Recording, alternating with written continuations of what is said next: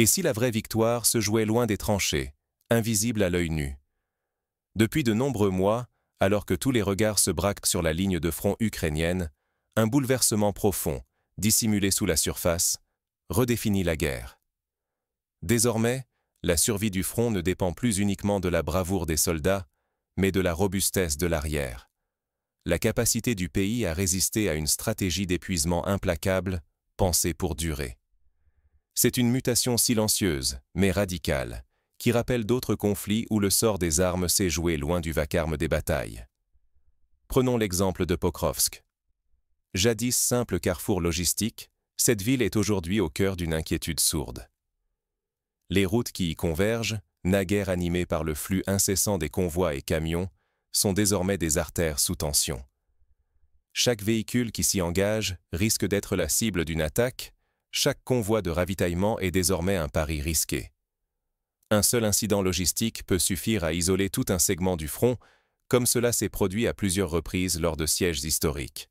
Pensons à Stalingrad lors de la Seconde Guerre mondiale, lorsque la coupure des approvisionnements par voie aérienne a précipité l'effondrement de la résistance. Pourtant, l'enjeu dépasse de loin ce point névralgique. Depuis plusieurs semaines, l'Ukraine subit une campagne coordonnée visant à neutraliser ses chemins de fer, ses dépôts d'énergie, ses centres de distribution et ses infrastructures critiques. Les frappes sont précises, chirurgicales. Il ne s'agit plus de conquérir une ville du jour au lendemain, mais de rendre impossible toute résistance durable. L'électricité manque, le carburant se raréfie, chaque livraison de munitions devient un événement exceptionnel, une victoire éphémère payée au prix fort. Cette stratégie n'est pas nouvelle dans l'histoire militaire. On la retrouve durant la guerre du Vietnam, où les bombardements américains sur la piste Ho Chi Minh visaient à couper le flux logistique du nord vers le sud.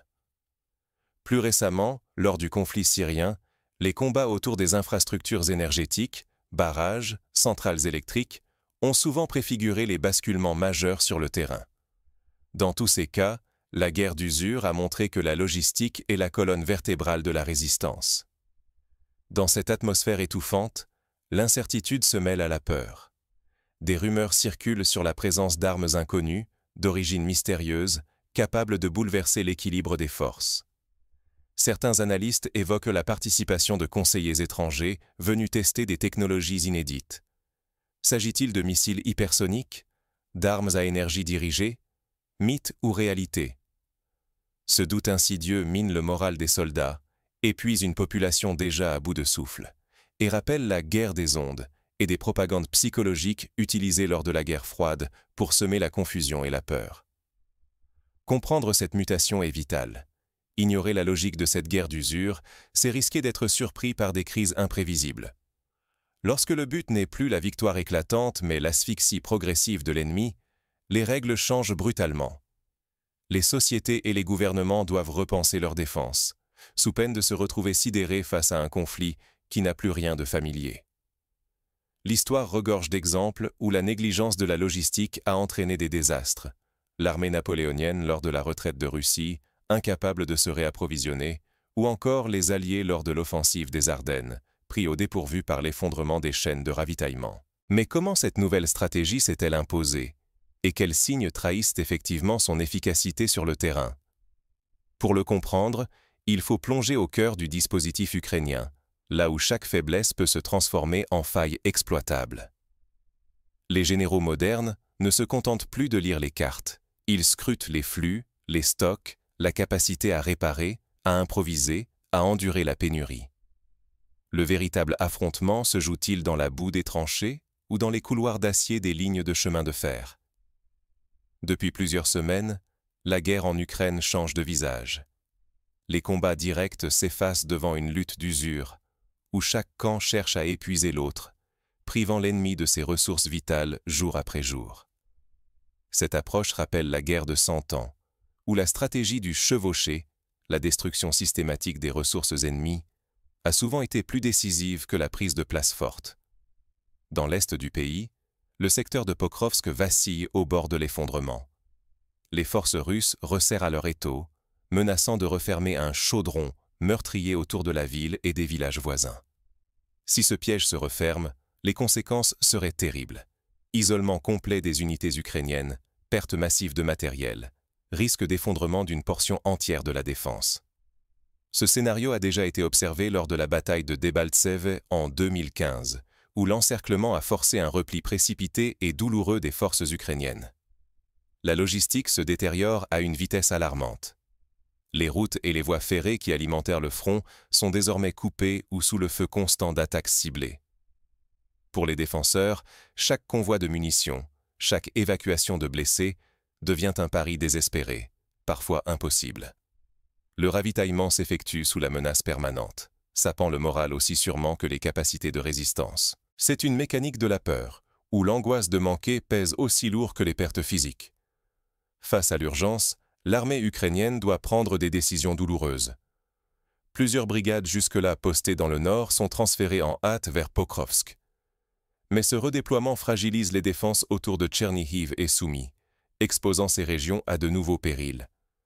C'est un pari stratégique, sacrifier la stabilité d'une zone pour tenter d'en sauver une autre. Cette logique du couvre-feu stratégique a souvent été observée dans l'histoire, comme lors de la bataille d'El Alamein, quand les Britanniques ont préféré concentrer leurs forces sur un point névralgique, quitte à exposer d'autres secteurs. La pression ne s'arrête pas au front. La nuit dernière, de puissantes frappes aériennes ont visé Odessa, Kharkiv, Kramatorsk, Tchernihiv et Soumy. Les cibles ne sont plus seulement militaires. Entrepôts logistiques, voies de communication, réserves de carburant, tout est frappé pour paralyser la capacité de résistance. Ces attaques rappellent les bombardements alliés sur l'Allemagne nazie, où la destruction des usines et des réseaux ferroviaires a contribué à l'effondrement du régime. Derrière chaque explosion, la logistique chancelle. Si elle cède, le front ne tient plus. L'effondrement matériel entraîne l'effondrement moral, puis la défaite. La résistance ukrainienne, déjà poussée à l'extrême, menace alors de se disloquer, mettant en péril la survie même du pays. C'est un cercle vicieux, où le moindre succès tactique peut être effacé par une rupture logistique soudaine. Comprendre cette mutation du conflit exige plus que de lire les cartes ou de compter les pertes. Il faut saisir la logique profonde. Une érosion lente, méthodique, pensée pour user l'adversaire jusqu'au point de rupture. Cette logique s'observe aussi dans les sièges de villes emblématiques comme Leningrad ou Sarajevo, où l'asphyxie progressive a été plus meurtrière que les combats eux-mêmes. Derrière ces dynamiques de destruction logistique, un nouveau champ de bataille s'impose. L'arrière, les réseaux d'approvisionnement, la guerre invisible des infrastructures. L'Ukraine joue désormais sa survie non seulement sur la ligne de front, mais dans la capacité à maintenir le flux vital de son système tout entier. Le moindre arrêt de train, la moindre panne d'électricité, peut avoir des répercussions en cascade sur l'ensemble du pays. Et si la plus redoutable des armes n'était ni un char, ni un missile, mais l'absence de train? Cette idée, à première vue étrange, est pourtant devenue le cœur de la nouvelle stratégie russe. Frapper l'ennemi, non pas dans ses rangs, mais dans ses veines logistiques. Entrepôts, sous-stations électriques, dépôts de locomotives, hubs de ravitaillement. Chacun de ces points, vital pour le front ukrainien, devient une cible privilégiée. Cette approche s'inspire des doctrines de la guerre totale, où l'économie entière devient un champ de bataille. À chaque attaque réussie, la mécanique s'enraye un peu plus.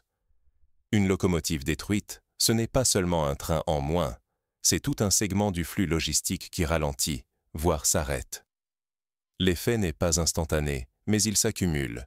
Jour après jour, la circulation des munitions, des renforts, du carburant se fait plus difficile, plus lente, plus précaire. C'est le syndrome du goulot d'étranglement, où chaque point faible devient un facteur de crise. La rareté s'installe vite. Remplacer une locomotive ne prend pas quelques jours, mais parfois plusieurs mois. Chaque engin perdu laisse une cicatrice durable. Les transformateurs, les composants électriques, souvent importés, deviennent presque introuvables. Chaque sabotage creuse un peu plus le déficit. Chaque réparation prend des semaines, voire davantage. Cette lenteur rappelle les difficultés de l'Allemagne nazie à remplacer ses chars et ses avions en fin de conflit, lorsque l'industrie était sous le feu des bombardements alliés. Ce n'est pas une guerre d'anéantissement, mais une guerre d'amputation ciblée. Plutôt que de tout paralyser d'un coup, les frappes s'acharnent sur les articulations du système, là où une seule coupure désorganise tout un secteur. Les trains ralentissent, les convois s'accumulent, les stocks s'amenuisent. Peu à peu, la logistique ukrainienne s'essouffle, et l'incertitude gagne jusque dans les états-majors. On retrouve ici la logique du harcèlement stratégique, pratiqué lors de la guerre d'Espagne, où les républicains tentaient d'user les franquistes par la rupture des lignes de communication. Ici, la perte matérielle importe moins que la désagrégation du système dans son ensemble. Quand le soutien logistique chancelle, c'est non seulement le front qui vacille, mais aussi la confiance, et parfois même la volonté de résister. La menace n'est plus seulement militaire, elle devient existentielle. Sans train, sans énergie, sans circulation, c'est toute une société qui bascule dans la fragilité.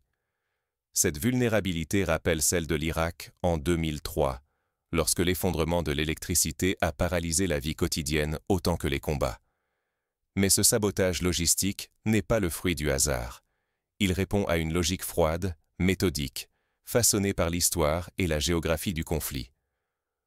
Pour comprendre cette évolution, il faut revenir sur les fondements mêmes du système ferroviaire ukrainien. Héritage de l'URSS, le réseau ukrainien est dense mais vulnérable. Beaucoup de lignes sont à voie unique, les équipements sont anciens, les pièces de rechange rares. La centralisation du contrôle rend chaque point d'articulation critique, comme le montrent les attaques répétées sur les nœuds ferroviaires de Dnipro ou Lviv. 3 routes périlleuses s'ouvrent désormais, chacune porteuse d'incertitudes et de dangers croissants. Jusqu'où cette guerre d'usure peut-elle aller? À mesure que l'épuisement logistique s'impose, l'avenir du conflit se dessine entre tensions permanentes et ruptures imprévisibles. Pour mieux saisir les enjeux, imaginons les 3 scénarios principaux qui se profilent. Premier scénario, la pression continue use lentement Kiev, sapant ses réseaux d'approvisionnement, son énergie, son industrie. Chaque semaine d'attrition rapproche le système de son point de rupture, sans fracas, juste une lente asphyxie. L'objectif, forcer la main à la négociation, quand l'espoir de tenir s'effondre. Ce fut la stratégie employée par l'Empire britannique lors du blocus de l'Allemagne durant la Première Guerre mondiale, où la famine a fini par éroder la détermination de la population. Le deuxième scénario voit surgir une escalade brutale. Un camp, acculé, pourrait tout miser sur une offensive majeure afin de briser la spirale infernale de l'usure. Mais ce coup de dé risquerait d'amplifier les pertes humaines et matérielles, avec une menace de débordement incontrôlable. L'histoire de la Seconde Guerre mondiale regorge de telles tentatives désespérées. L'offensive des Ardennes, par exemple, n'a fait qu'accélérer l'épuisement de l'Allemagne nazie, sans inverser le cours de la guerre. Troisième voie, l'épuisement mutuel impose une pause, ouvrant la porte à des pourparlers sous contrainte. Cette fois, c'est la lassitude, la pression sociale, l'incertitude qui dicte la recherche d'une sortie, bien plus que la perspective d'un triomphe militaire net. On songe ici à la fin de la guerre de Corée, où la fatigue des 2 camps a ouvert la voie à un armistice sans vainqueur clair. Pourtant, les effets de cette guerre d'usure débordent largement le front. Les chaînes logistiques brisées, les coupures d'électricité, le chômage, l'inflation laminent la vie civile. Chaque train à l'arrêt, chaque usine détruite mine la cohésion sociale et érode la confiance collective dans l'avenir.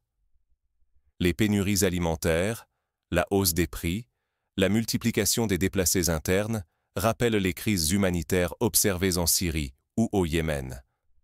S'ajoute l'irruption de nouveaux armements, missiles hypersoniques, armes à énergie dirigée. Pour l'instant, leur impact concret reste limité, mais leur pouvoir psychologique est immense. La peur du saut technologique sème l'inquiétude, tant chez les décideurs que dans la population. L'effet de sidération rappelle celui du V2 allemand, dont la portée symbolique a largement dépassé son efficacité militaire réelle. Dans ce climat, le facteur psychologique devient central. La capacité à endurer, à tenir malgré la pénurie, l'angoisse et l'incertitude, pèsent parfois plus lourd que la supériorité matérielle. La résilience, la solidarité, le moral collectif sont ébranlés par la durée et la dureté de l'épreuve. On l'a vu lors du siège de Sarajevo. Ce sont les réseaux de solidarité informels qui ont permis à la population de survivre, bien plus que l'aide internationale. Le chemin que prendra cette guerre d'endurance déterminera bien plus que l'issue militaire. Il engage la stabilité sociale, la survie des sociétés et la capacité à éviter une désintégration totale. L'épuisement pourrait forcer la négociation ou précipiter des pertes humaines et des fractures profondes. Les sociétés qui survivent à l'usure sont celles qui savent s'adapter, inventer des solutions dans l'adversité, comme les Anglais sous le Blitz ou les Parisiens durant l'occupation. L'Ukraine est donc entrée dans une zone grise, où chaque décision amplifie les risques et les incertitudes. Mais une question demeure. Qui pourra tenir le plus longtemps face à l'usure? Posez la même question devant l'histoire. Lors du siège d'Athènes pendant la guerre du Péloponnèse, c'est la capacité à durer qui a fini par faire plier les plus déterminés. Quand la guerre s'étire et que l'avenir se brouille, que reste-t-il à défendre? La question devient brûlante à mesure que s'installe l'usure. Les espoirs de percer s'effilochent, laissant place à une lutte sourde pour préserver chaque fragment de résistance. C'est le règne du quotidien héroïque, où l'on célèbre non plus les victoires éclatantes, mais la capacité à survivre à la journée suivante. Dans cette phase, la force brute ne suffit plus. Ce sont les détails qui décident de tout. Une voie ferrée rescapée, un transformateur qui tient, une poignée de techniciens prêts à risquer leur vie pour réparer sous les obus. Chaque boulon, chaque goutte de carburant compte désormais. La logistique s'érige en colonne vertébrale de la survie, bien plus précieuse qu'un exploit héroïque isolé. Il suffit de relire les témoignages des mécaniciens du métro de Londres pendant le Blitz pour comprendre à quel point ces petits gestes quotidiens ont sauvé des milliers de vies. Le conflit s'infiltre dans des espaces invisibles. La capacité à réparer, à improviser, à survivre dans la pénurie. Il faut exploiter chaque reste, transformer le manque en ressources, faire d'un atelier de fortune un bastion. Les réseaux clandestins, la débrouillardise collective, deviennent des armes à part entière.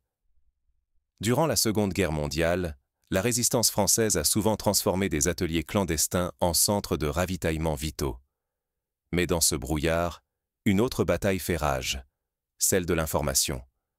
Les rumeurs, la guerre psychologique, la prolifération des fausses nouvelles visent à user les esprits, à semer la peur et la confusion. Pour ne pas céder, il faut une vigilance constante, un esprit critique aiguisé, la force de rester lucide malgré la fatigue et l'angoisse. C'est la leçon de l'ère numérique. La désinformation peut saper un front plus sûrement qu'une attaque conventionnelle. Le moral devient crucial, aussi vital que l'eau ou l'électricité. La confiance partagée, la cohésion, la capacité à encaisser et à se réinventer valent plus que n'importe quelle arme sophistiquée. Ce n'est plus seulement l'armée qui résiste. C'est toute la société, soudée autour d'un objectif fondamental, tenir encore un jour. Les récits du siège de Leningrad montrent que la musique, la littérature, les gestes de solidarité ont parfois pesé aussi lourd que les canons. Dans une guerre d'usure, le temps devient l'ennemi et l'allié. Survivre aujourd'hui, réparer ce qui peut l'être, convaincre l'autre d'espérer. Tenir jusqu'au lendemain, c'est déjà une victoire. L'histoire le montre. Ceux qui acceptent l'incertitude, qui préservent leurs liens, finissent souvent par peser sur l'issue. C'est la sagesse des sociétés résilientes, capables de transformer l'adversité en énergie collective. Ignorer la logistique ou la psychologie, c'est perdre avant même de combattre. Les armes nouvelles fascinent, mais sans la capacité d'absorber l'épreuve, tout système finit par s'effondrer dans le silence. Les armées les mieux équipées ont perdu faute de morale ou de carburant. Inversement, les forces les plus modestes ont parfois triomphé grâce à leur endurance. Ce qui se joue en Ukraine dépasse le simple affrontement régional. C'est une leçon universelle sur la guerre moderne. Résister à l'épuisement, c'est anticiper le monde de demain, où la robustesse des sociétés sera peut-être la seule vraie défense. Les pays qui investissent dans la durabilité de leurs infrastructures, la solidarité sociale et la résilience psychologique seront les mieux armés pour affronter les crises à venir. Mais cette endurance a un prix, et chaque jour qui passe intensifie les dilemmes. Jusqu'où une société peut-elle tenir avant de devoir tout réinventer ou s'effondrer? C'est la question que se sont posées les Soviétiques lors du siège de Stalingrad, ou les habitants de Grozny sous les bombardements. Les réponses varient, mais une constante demeure. C'est la capacité à se réorganiser, à inventer des solutions collectives, qui fait la différence. La vraie victoire ne se mesure pas au dernier tir, mais au dernier souffle. Ce ne sont ni les explosions, ni le fracas des assauts qui décident du sort d'une guerre. L'issue se joue dans l'endurance silencieuse des systèmes qui tiennent, lorsque tout vacille autour d'eux. Cette endurance, faite de milliers de petits gestes, de sacrifices quotidiens, de choix difficiles, est la véritable clé de la résilience. Depuis de nombreux mois, la guerre en Ukraine a changé de visage. Les grandes offensives, la quête d'un coup décisif, appartiennent au passé. Aujourd'hui, la stratégie russe vise à éroder l'Ukraine patiemment, en ciblant la logistique, l'énergie, les routes et tous les soutiens vitaux. C'est une guerre de patience, où chaque jour gagné est une victoire discrète. Chaque frappe à l'arrière n'est pas un coup de théâtre, mais une goutte d'acide sur la capacité de résistance du pays. Ce n'est pas une question de jours, ni même de semaines, mais de longs mois, parfois d'années, où la fatigue s'accumule. Cette lenteur rappelle la guerre Iran-Irak, où la durée du conflit a usé les deux sociétés jusqu'à la limite. C'est une guerre d'usure, où la victoire ne sourit plus aux tactiques brillantes, mais à ceux qui endurent, réparent, s'adaptent et tiennent malgré la pénurie et la peur. Le risque majeur n'est plus la perte d'une ville ou d'un bataillon, mais l'épuisement progressif de la volonté collective, la lassitude des civils comme des soldats, la corrosion du système tout entier. Les sociétés qui survivent sont celles qui savent donner du sens à l'épreuve, transformer la souffrance en solidarité. Se focaliser sur le spectacle des combats, c'est rester prisonnier d'anciens récits militaires. La réalité a muté. Dans cette ère nouvelle, celui qui absorbe les coups sans faiblir, qui reconstitue ses lignes, qui persévère malgré tout, a souvent le dernier mot. L'histoire récente le confirme. Les sociétés qui survivent aux conflits longs sont rarement celles qui remportent les batailles les plus éclatantes, mais celles qui encaissent sans rompre, qui réparent sans relâche, qui adaptent leur logistique et leur esprit collectif. Aujourd'hui, le véritable enjeu stratégique est la résilience du système ukrainien dans son ensemble. Sa logistique, son énergie, son moral, sa capacité à s'inventer des ressources quand il n'en reste presque plus. Pour cela, des mesures concrètes s'imposent. Renforcer la protection des infrastructures critiques, développer des stocks tampons de pièces détachées, former des équipes mobiles de réparation, décentraliser les réseaux logistiques, encourager la solidarité locale et surtout, maintenir un flux d'informations fiables pour contrer la désinformation. Ignorer cette mutation, c'est s'exposer à être pris de court par la prochaine transformation de la guerre, imprévisible et silencieuse dans sa brutalité. Les sociétés modernes doivent apprendre de ces leçons, investir dans la robustesse, la flexibilité, la cohésion sociale, pour faire face non seulement aux conflits, mais aux chocs économiques, sanitaires ou climatiques qui attendent le monde de demain. En définitive, la guerre n'est plus seulement une affaire de forces armées. C'est une épreuve d'endurance systémique. Celui qui tient le plus longtemps, qui protège ses arrières, ses réserves, son esprit collectif, finit par l'emporter. La victoire ne se juge plus sur un champ de bataille, mais dans la capacité à survivre à l'effondrement prolongé. C'est là que se joue le sort de l'Ukraine, et peut-être celui de la sécurité européenne tout entière. Rester lucide face à cette réalité, c'est éviter les illusions stratégiques et mieux anticiper les risques nouveaux. Escalades imprévues, fractures internes, chocs sur la stabilité régionale. Demain, la prochaine mutation de la guerre pourrait bien surprendre ceux qui continuent de la regarder comme un simple duel de front. La résilience, aujourd'hui, est la meilleure arme contre l'incertitude de l'avenir.